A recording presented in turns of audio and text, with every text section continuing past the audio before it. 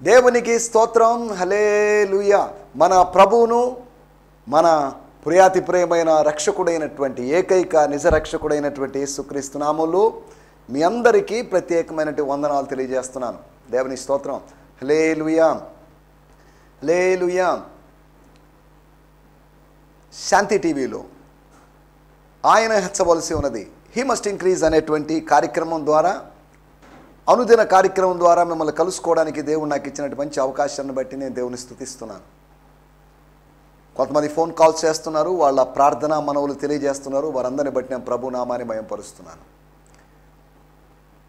దేవుని వాక్యంలో రాయబడింది, హెబ్రీయులకు రాసిన పత్రిక 11వ అధ్యాయము 6వ వచనములో, దేవుని వద్దకు వచ్చేవాడు అనగా కృపాసనం దగ్గరికి వచ్చేవాడు, అనగా దేవుని సన్నిధికి వచ్చేవాడు దేవుడు ఉన్నాడనియు, అనగా నాస్తికవాదము ప్రార్థనలో పనికిరాదు. దేవుడు ఉన్నాడనియు ఉండి ఏం చేస్తాడు? ఉండి తన్ను వెదకు వారికి, తను ఎవరైతే అన్వేషిస్తారో వారికి ప్రతిఫలం ఇస్తాడని, ఆశీర్వాదం ఇస్తాడని, బ్లెస్సింగ్స్ దీవెనలు ఇస్తాడని నమ్మాలి కదా అని రాయబడింది. పితరులు అలా నమ్మారు, వారు ప్రతిఫలాన్ని పొందుకున్నారు. అలాగైతే మీకోసం మీరు ప్రార్థన చేస్తున్నప్పుడు, మీకోసం నేను ప్రార్థన చేస్తున్నప్పుడు, మీ కొరకు అనేకులు ప్రార్థన చేస్తున్నప్పుడు, స్తోత్రం, ఒకరు ప్రార్థన చేస్తున్నప్పుడు కానీ అనేకులు ప్రార్థన చేస్తున్నప్పుడు, అనేకులు ఈ విషయాన్ని ప్రభు సన్నిధిలో ఎత్తిపడుతున్నప్పుడు మీ సమస్యలకు జవాబు త్వరలో లభిస్తుంది అనే సంగతిని మీకు జ్ఞాపకం చేస్తున్నాను. దేవుడు అనేకమైన కార్యాలు చేస్తూ ఉన్నాడు, చేస్తాడు. ప్రార్థనకు అతీతంగా కార్యాలు చేస్తాడు, ప్రార్థించడం ద్వారా చేస్తాడు. కనుక మన సమస్యలు ఎల్లప్పుడూ మన సమస్యలను చూస్తూ కూర్చోకుండా సమస్యలను పరిష్కరించేటువంటి దేవుని వైపు చూస్తూ ముందుకు సాగుదాం. ధైర్యంగా ఉందాం, దిగులు చెందకుండా, భయం చెందకుండా నిబ్బరంగా ఉందాం. దేవుడు మనల్ని సజీవులుగా ఉంచాడంటే దాని వెనకాల ఒక ఉద్దేశం ఉంది.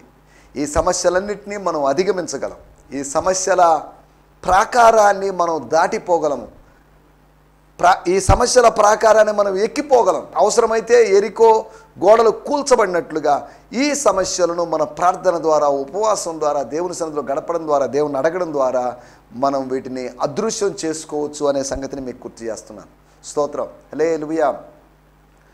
కాబట్టి ఇది ఒక డినామినేషన్కి సంబంధించిన బోధ కాదు, వాక్యంలో ఉన్న విషయాలు నేను తెలియజేస్తున్నాను. ఏ డినామినేషన్ మనం పరలోక రాజ్యానికి తీసుకుని పోదు, కానీ దేవుని వాక్యము, దేవుని వాక్యంతో ఉన్నటువంటి మనకు సంబంధం. యేసుక్రీస్తు మాత్రమే మనల్ని పరలోక రాజ్యానికి తీసుకుని పోగలరు. నేనే మార్గము, నేనే సత్యము, నేనే జీవం అని చెప్పాడు. నా ద్వారా తప్ప, నా ద్వారా కూడా అని కాదు, నా ద్వారా తప్ప ఎవడును తండ్రి వద్దకు అనగా పరలోకానికి, నిత్య జీవానికి, దేవుని రాజ్యానికి చేరుకోలేడు అని ఆయన చెప్పిన సంగతి మనకు తెలుసు. దేవుని స్తోత్రం. కనుక ధైర్యంగా ఉందాం. ఈ దినాల్లో దేవుని వాక్యం కోసం మనం ఎదురు చూద్దాం.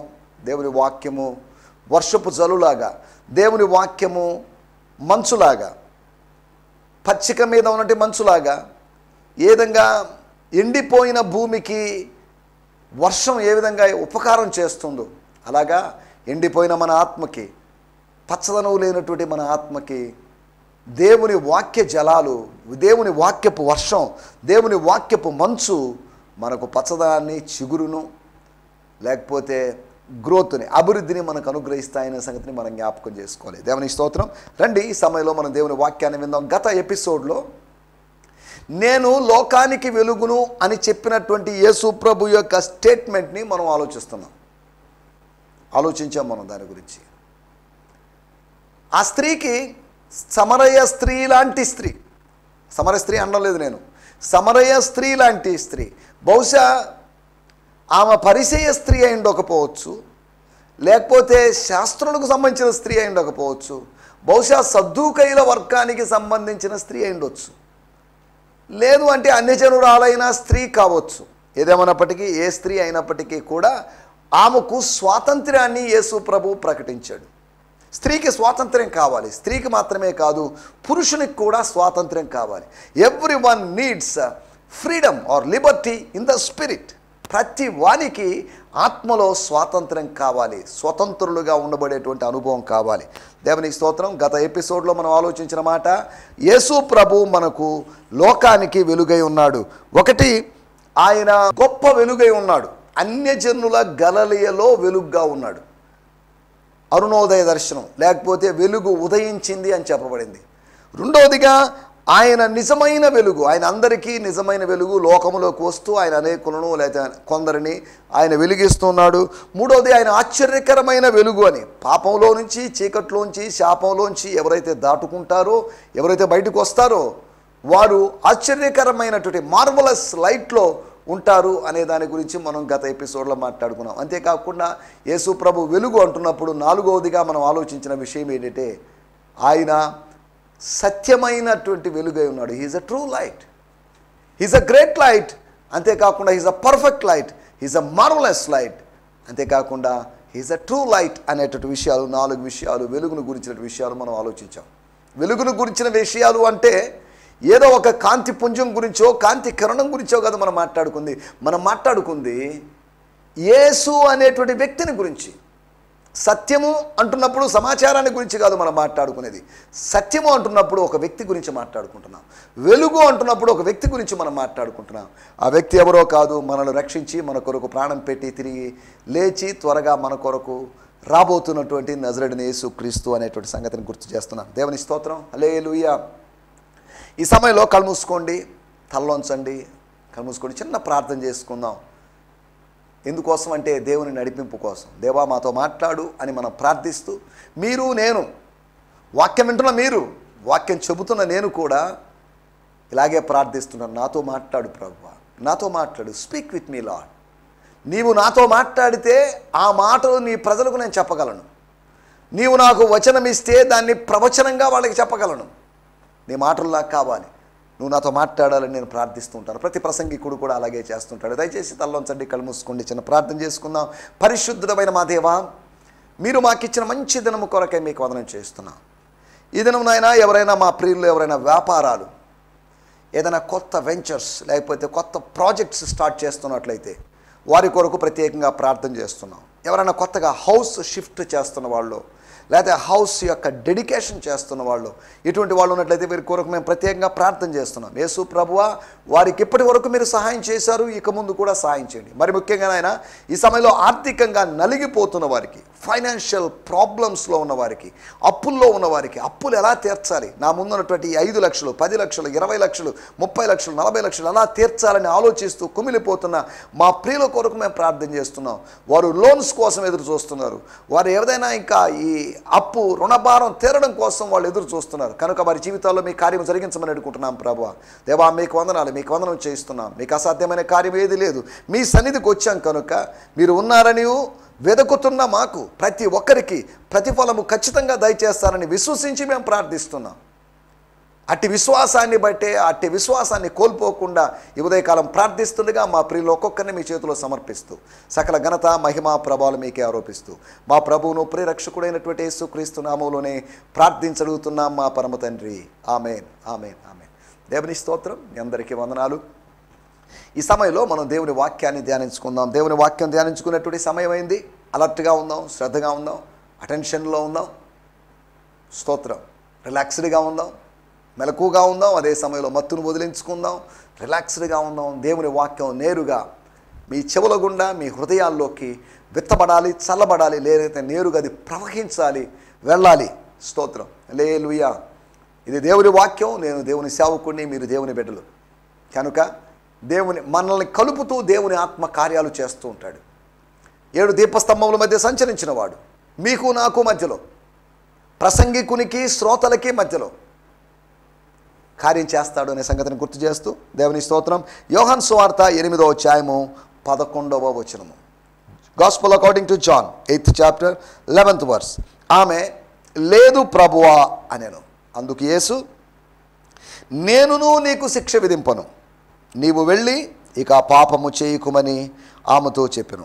ఆమె లేదు ప్రభువా అనింది. లేదండి, నాకెవ్వరూ శిక్ష విధించలేదు, నేను ఎవరిని కనుగొనలేదు, నా మీద ఎవరూ రాయి వేయలేదు, నా మీద ఒక్క రాయి కూడా పడలేదు. నిందలు పడ్డాయి, కానీ నిందల కన్నా భయంకరమైనటువంటి నిందలు ప్రాణాన్ని తీసివేయవు, కానీ అదే సమయంలో నింద కన్నా భయంకరమైన రాళ్ల నుంచి నేను తప్పించబడ్డాను.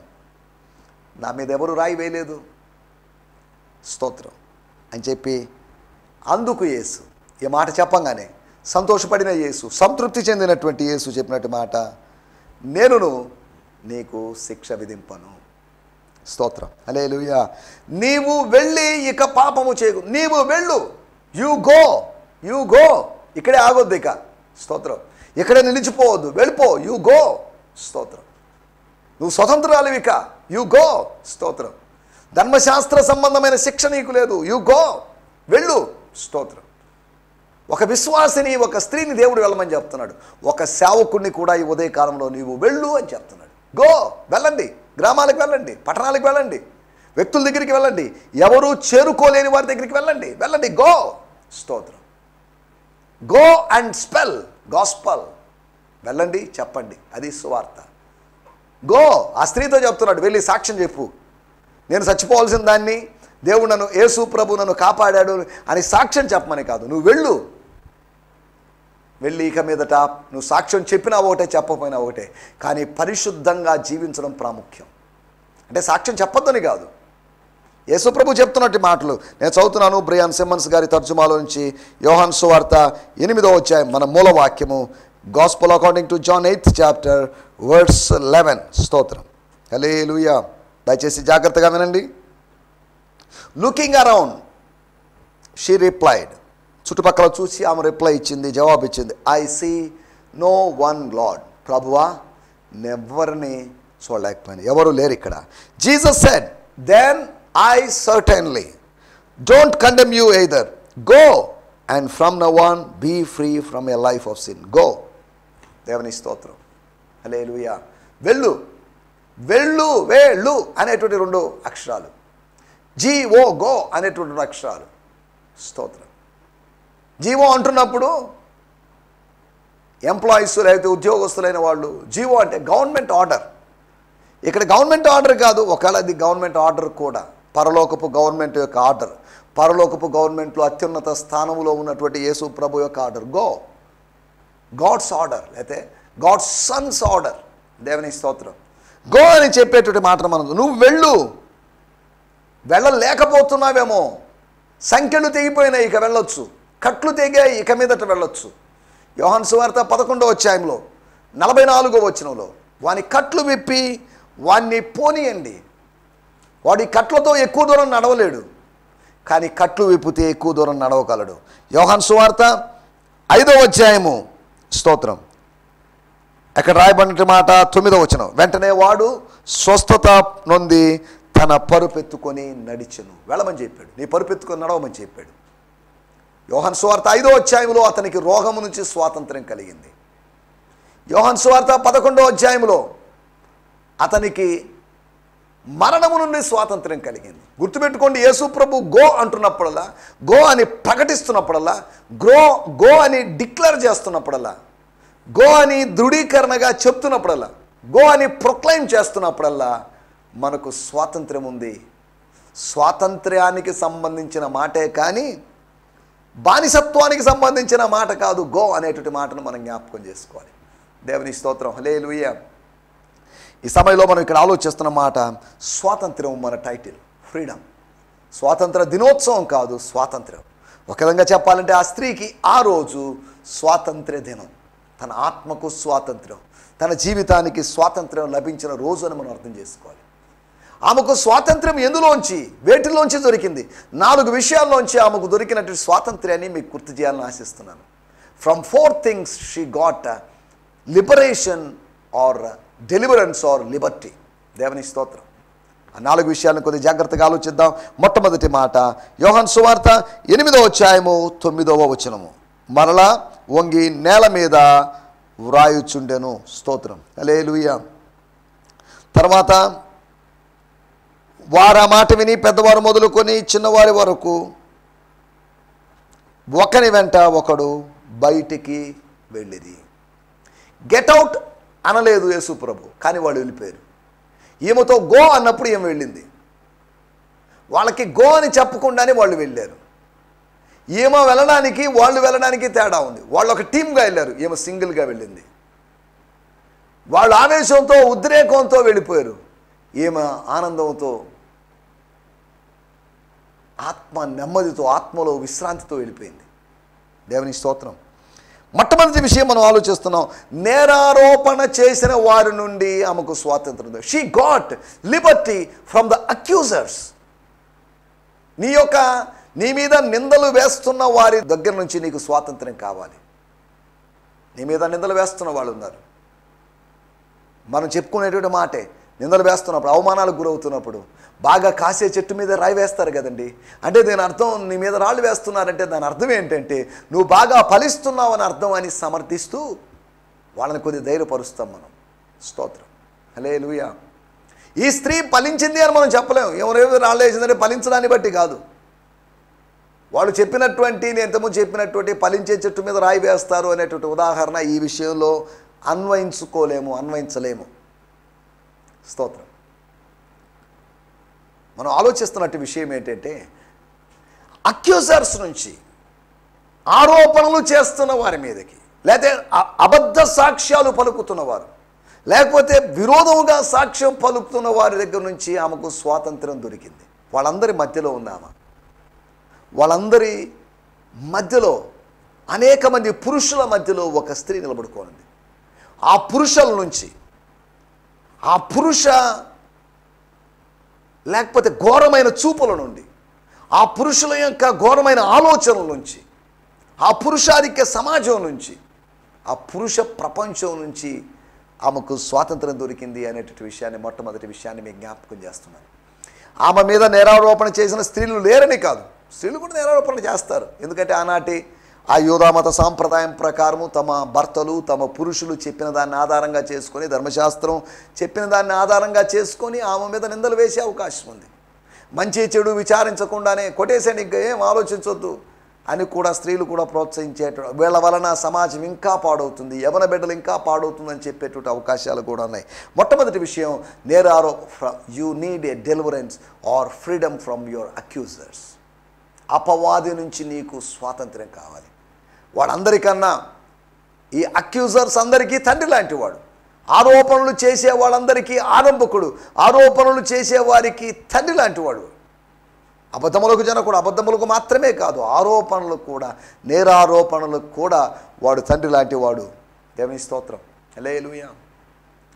రెండో విషయాన్ని నేను మీకు జ్ఞాపకం చేస్తాను. 8వ అధ్యాయము 11వ వచనంలో రాయబడిన మాట, అమ్మా నేనును నీకు శిక్ష విధింపను. No more condemnation, no more punishment. స్తోత్రం. నీకు శిక్ష లేదు. ఆయా సందర్భాల్లో దేశాధ్యక్షుడు అనగా ప్రెసిడెంట్ ఆఫ్ ఇండియా లేదా భారతదేశపు అధ్యక్షుడు క్షమాభిక్షణ ఇస్తాడు. అనగా పలానా నేరస్తుల్లో మేము కొంతకాలంగా గమనించిన మార్పులను బట్టి, పరిణామాలను బట్టి, మంచి మార్పులను బట్టి రేపు రిపబ్లిక్ డే రోజు లేదా ఆగస్టు 15 రోజు లేదా ఏదైనా సందర్భంలో వాళ్ళని స్వతంత్రులుగా చేస్తున్నాం, క్షమాభిక్ష పెడుతున్నాం. ఈ స్త్రీకి క్షమాభిక్షను దేవుడు అనుగ్రహించాడు. మనకు క్షమాభిక్ష కావాలి, క్షమాపణ కావాలి. ఆ క్షమాపణ ఒక భిక్షగాడు ధాన్యం కోసమో, ఆహారం కోసమో, భిక్షం కోసం అడిగినట్టు అడగొచ్చు. కానీ ఈ స్త్రీ అలా అడిగినట్టు లేదు. కానీ ఆమె చూపుల్లో, ఆమె హావభావాల్లో ఇవన్నీ గుర్తించిన ప్రభు ఆమెకు స్వాతంత్ర్యం కావాలి అని భావించి, ఆమెకు నేరారోపణ చేస్తున్న వారి దగ్గర నుంచి స్వాతంత్ర్యం. రెండవది, శిక్ష నుంచి స్వాతంత్ర్యం. She got liberty from the punishment. రాళ్ల దగ్గర నుంచి, రాళ్ల కింద ఆమె చనిపోవాల్సిన ఆమె, రాళ్ల కింద రక్తసిక్తమైన దేహంతో తమ ప్రాణాలు విడవలసిన ఆమె. తర్వాత కాసేపటికి ఆమె చనిపోయినప్పుడు ఆమెకు సంబంధించిన వాళ్ళు వచ్చి ఆమె దేహాన్ని కప్పిన రాళ్ళు తొలగించేసి ఆమె యొక్క భూస్థాపన జరిగిస్తారు. కామన్గా జరిగేది. రెండవది, శిక్ష నుంచి విడుదల, మరణ శిక్ష నుంచి, క్యాపిటల్ పనిష్మెంట్ నుంచి, అనగా ప్రధానమైన శిక్ష నుంచి, ఇక తప్పించుకోబడలేనటువంటి శిక్ష నుంచి. ఎస్, అయిపోయింది ఈరోజు నా పని అని అనుకుంటున్నప్పుడు ఆమె పని కాలేదని, ఆమె కొత్త పని ఆరంభించవచ్చు అని. స్తోత్రం. పాపములో ఉన్నటువంటి స్త్రీ ఇక మీదట పరిశుద్ధతలో జీవించవచ్చని, పురుషులతో, అనేక మంది పురుషులు కాని పురుషులతో, పురుషులు అనబడిన పురుషులతో గడిపిన ఇక మీదట ఒక్కడే పురుషుడు అయినటువంటి క్రీస్తు, ఆత్మ పురుషుడైనటువంటి క్రీస్తు, సృష్టించిన వాడు భర్త ఉన్నాడు కాబట్టి ఆ పురుషునితో గడిపేటువంటి అవకాశం, ఆ డివైన్ రొమాన్స్కి ఆమెకు అవకాశం దొరికింది అనే సంగతిని గుర్తు చేస్తున్నాను. స్తోత్రం, స్తోత్రం, హల్లెలూయా. ఒకటి, ఆమె నేరారోపణ చేసిన వారి దగ్గర నుంచి ఆమెకు స్వాతంత్రం దొరికింది. రెండవది, ఆమెకు దొరికిన స్వాతంత్ర్యం శిక్ష నుంచి స్వాతంత్ర్యం దొరికింది. మూడవ స్వాతంత్ర్యం యోహాను సువార్త 8వ అధ్యాయము 11వ వచనము, నీవు వెళ్ళి ఇక పాపము చేయకుము. చేసిన పాపం అయిపోయింది. చేసిన పాపపు రాశి మొత్తం అది దహించి వేయబడింది, కాల్చి వేయబడింది. అది పరిగణలోకి తీసుకొని రాబడలేదు. దానిని దూరం చేశాడు నీకు. ఆ స్త్రీకి, ఆమె పాపాలకి ఎడము కలుగు చేశాడు దేవుడు. దేవుని స్తోత్రం, హల్లెలూయా. ఆమెకు పాప క్షమాపణ దొరికింది. శిక్ష మాత్రం తప్పించబడ్డమే కాదు, she got deliverance or liberty from the sin transgression. ఇక మీదట పాపం చేయొద్దు, ఈ వృత్తిలోనే కొనసాగుదామని, ఇదే వ్యవహారాల్లో కొనసాగుదాము అనుకున్నట్టు ఆమెకి ఇక మీదట అలా చేయొద్దు అని ఒక నూతనమైన జీవితము వాగ్దానం చేయబడింది. నూతనమైన జీవితం ఆమె ముందుకు తీసుకొని రాబడింది. పరిశుద్ధతతో కూడుకున్న జీవితం జీవించమా. Sin no more, be happy, be holy అని ప్రభు చెప్తున్నటువంటి మాటలను మనం అర్థం చేసుకోగలం. స్తోత్రం, హల్లెలూయా. మూడో విషయము, ఆమెకు దొరికినటువంటి స్వాతంత్ర్యము పాపము నుండి. పరిశుద్ధుడైనటువంటి వాడు ఆమెకు పాప క్షమాపణ అనుగ్రహించాడు, ఆమెను స్వతంత్రురాలుగా చేశాడు. నిన్ను నన్ను స్వతంత్రుడుగా చేయగలిగినట్టు వాడు ఆయన. నేను మీతో ఈ మాటలు చెప్పితిని కనుక మీరు పవిత్రులై ఉన్నారు. ఆయన మాటలు మన మీద చల్లబడ్డాయి, జలము వలె చల్లబడింది. నేను వారి మీద జలము చల్లి శుద్ధీకరిస్తానని చెప్పినటువంటి లేఖన భాగాలు యెహెజ్కేలు గ్రంథంలో మనం చూస్తున్నాం. స్తోత్రం. ఆయన మన మీద చల్లాడు నీళ్లు, వాక్యపు జలము చల్లాడు. స్తోత్రం. దానివల్ల మనకు శుద్ధీకరణ లభించబడింది. ఇది నీ పెదవులకు తగిలింది కనుక, బలిపీఠం దగ్గర నుంచి తీయబడిన కారు లేకపోతే అగ్ని నీ పెదాలకు తగిలింది కనుక, నీవు మాట్లాడిన మాటలు, నీ ఆలోచనలు, వీటన్నిటికీ ఒక పరిహారం దొరికింది. ఇవన్నీ కాల్చివేయబడ్డాయి అన్నట్టుగా సింబాలిక్గా అక్కడ చెప్పబడింది. స్తోత్రం, హల్లెలూయా. పాప దహనం జరగాలి, పాపం అంతం కావాలి, పాపం అదృశ్యం కావాలి. అది ప్రభువు ద్వారానే జరుగుతుందనే సంగతిని మీకు గుర్తు చేస్తున్నాను. ఒకటి, నేరారోపణ చేసిన వారి దగ్గర నుంచి ఆమెకు స్వాతంత్రం దొరికింది. రెండోది, శిక్ష నుంచి ఆమెకు స్వాతంత్రం దొరికింది. మూడోది, ఆమెకు పాపము నుంచి స్తోత్రం ఒక కొత్త ఆశ, పరిశుద్ధంగా జీవించాలి అనేటువంటి ఆశ ఆమెలో పుట్టింది. స్తోత్రం, హల్లెలూయా. నీలో నాలో పరిశుద్ధతను గురించిన ఆశ పెరగాలి. నాలుగో విషయం, చివరి విషయం నేను మీకు జ్ఞాపకం చేసి ముగిస్తాను. 8వ అధ్యాయము 11వ వచనంలో, నీవు వెళ్ళి, ఎక్కడి నుంచి వెళ్ళి? దేవాలయం నుంచి వెళ్ళి ఇక పాపం చేయొద్దు. మళ్ళీ రేపో ఎల్లుండో కొన్ని రోజుల తర్వాత వచ్చి నీ పాపానికి పరిహారంగా బలులు అర్పించు. మేకల యొక్కయో, కోడల యొక్కయో, పొట్టేళ్ళ యొక్కయో రక్తాన్ని అర్పించము, వాటిని బలి అర్పించమని కాదు. ఆమెకు దేవాలయము నుంచి, ఆచారాలతో కూడుకున్నటువంటి దేవాలయం నుంచి, వద్దమ్మా ఇక్కడొద్దు, వెళ్ళిపో, ఇది మంచి స్థలం కాదు, ఇది దొంగల గుహగా మార్చబడింది, వ్యాపారస్తుల ఇంటిగా, వ్యాపారపు టిల్లుగా మార్చబడింది. ఇక్కడ వద్దమ్మా, వెళ్ళిపో, గో ఫ్రమ్ హియర్. ఇక్కడ నుండి, ఈ స్థలము నుంచి, స్థలము కాని స్థలంలో నువ్వు ఉన్నావు. ఇది దేవాలయమే పేరు మాత్రం, కానీ దేహాలను చంపేటువంటి స్థలం ఇది. ఇది కషాయ వాళ్ళ స్థలం, ఇది కాటికాపరుల స్థలం లాంటి స్థలం ఇది. ఇక్కడి నుంచి వెళ్ళిపో. స్తోత్రం. ఆమెకు దేవాలయము నుంచి ఆమెకు విముక్తిని కలుగు చేసి, మతము నుంచి విముక్తి కలుగు చేసి మార్గాన్ని చూపించాడు. దేవాలయము మతానికి సింబల్, మతానికి ప్రతీక. స్తోత్రం. నిన్ను మతం నుంచి మార్గంలో పెట్టాలనుకుంటున్నాడు దేవుడు. మతంలోనే పుట్టి మతంలోనే చచ్చిపోవడం దేవుని చిత్తం కాదు. ఒకవేళ మతంలో పుడితే పుట్టావు, కానీ మార్గంలో ఉండాలి. నువ్వు దైవ మార్గంలో ఉండాలి, దేవాలయంలో ఉండాల్సిన వాడివి కాదు. దేవుని సన్నిధిలో దేవునితో ఏకాంతంగా గడపాల్సిన వాడివి. దేవాలయం వెళ్ళొద్దు, దేవుని సన్నిధికి వెళ్ళొద్దు, దేవుని మందిరానికి వెళ్ళొద్దు అని నేను అనలేదు. మనం ఇక్కడ అర్థం చేసుకోవాల్సిన విషయం, ఆమెకు దేవాలయం నుంచి ముక్తి లభించింది. 10 మంది కుష్ఠరోగుల్లో 9 మంది వెళ్ళారు యాజకునికి చూపించుకోవడానికి, తమ దేహాన్ని కనపరుచుకోవడానికి దేవాలయానికి వెళ్ళారు. ఒక్క వ్యక్తి, సమరయుడైన వ్యక్తి దేవాలయానికి వెళ్ళలేకపోయాడు. దేవాలయానికి వెళ్ళాల్సిన అవసరం లేదు. ఏ మతమైతే నన్ను వెలివేసిందో మళ్ళీ ఆ దేవాలయం దగ్గరికి ఎందుకు వెళ్ళడం? దేవుని కుమారుని దగ్గరికి వెళ్తానని యేసు ప్రభు దగ్గరికి తిరిగి వచ్చి సాగిలపడిన సందర్భం. యేసు ప్రభు ఆయనకు రోగము నుంచి ప్రకటించినట్టు స్వాతంత్ర్యాన్ని మనము లూకా సువార్త 17వ అధ్యాయంలో చదవగలం. స్తోత్రం, హల్లెలూయా. నీకు స్వాతంత్రం లభించిందా? 1947 ఆగస్టు 15 వచ్చినట్టు స్వాతంత్రం గురించి, రాజకీయ స్వాతంత్రం గురించి, దేశ స్వాతంత్రం గురించి నేను మాట్లాడడం లేదు. I'm speaking about the spiritual Liberty. సత్యము మిమ్మును స్వతంత్రులుగా చేయను. సత్యము యేసు మాట, యేసు మాట స్వతంత్రులుగా చేస్తుంది. స్తోత్రం. యేసు మాట ఆ స్త్రీని స్వతంత్రురాలుగా చేసింది. స్తోత్రం. 4 విషయాల్లోంచి ఆమెకు స్వాతంత్రం. నేరారోపణ చేసిన వారి దగ్గర నుంచి, శిక్ష నుంచి, పాపము నుంచి, మతము నుంచి, లేకపోతే దేవాలయం నుంచి ఆమెకు స్వేచ్ఛ లభించింది అని మనం దేవుని వాక్యం ద్వారా అర్థం చేసుకున్నాం. దయచేసి స్థలంలోంచండి, కళ్ళు మూసుకొని చిన్న ప్రార్థన చేసుకుందాం. పరిశుద్ధమైన మా దేవా, మీకు వందనాలు. మీ నామాన్ని స్తుతిస్తున్నాం. మాకు ఇచ్చిన ఈ మంచి దినమున మీరు మాతో మాట్లాడిన మంచి మాటల కొరకై మీకు వందనం చేస్తున్నాం. మాకు స్వాతంత్ర్యం ఇవ్వాలని, మేము ఏ కాడి కింద ఉండడం, ఏ సంఖ్యలలో ఉండడం, ఏ కట్లలో కట్టబడి ఉండడం మీ చిత్తం కాదని, ఆ స్త్రీకి మీరు ప్రకటించిన స్వాతంత్ర్యాన్ని బట్టి, ఆ స్త్రీకి మీరు అనుగ్రహించిన స్వాతంత్ర్యాన్ని బట్టి మేము అర్థం చేసుకుంటున్నాం. దేవా, మీరు మాకు వినిపించిన మాటల కొరకే మీకు వందనం చేస్తున్నాం. నిందలు వేసేవారి దగ్గర నుంచి, శిక్ష నుంచి, పాపము నుంచి, దేవాలయం లేదా మతం నుంచి స్వతంత్రులుగా మమ్మల్ని చేసి నడిపించి మీ నామాన్ని మహిమ తెచ్చుకోమని, సకల ఘనత మహిమా ప్రభావాలు మీకే ఆరోపిస్తూ యేసుక్రీస్తు నామములోనే ప్రార్థించగలుగుతున్నాం పరమ తండ్రి. ఆమేన్, ఆమేన్. దేవుని స్తోత్రం. మీ అందరికీ వందనాలు. ప్రభువు మళ్ళీ దీవించును గాక. ప్రభు చిత్తమైతే రేపు ఉదయకాలము శాంతి టీవీలో ఇదే ఛానల్లో ఇదే సమయంలో కలుసుకుందాం. హల్లెలూయా. ఈ సందేశము మీకు ఆశీర్వాదకరంగా ఉందని నమ్ముచున్నాము. ప్రార్థన అవసరతల కొరకు మమ్మల్ని సంప్రదించవలసిన మా చిరునామా గిద్యోన్ మిషన్ చర్చ్, 6వ వీధి, శాంతినగర్, నెల్లూరు 4, ఆంధ్రప్రదేశ్. పిన్ 524004.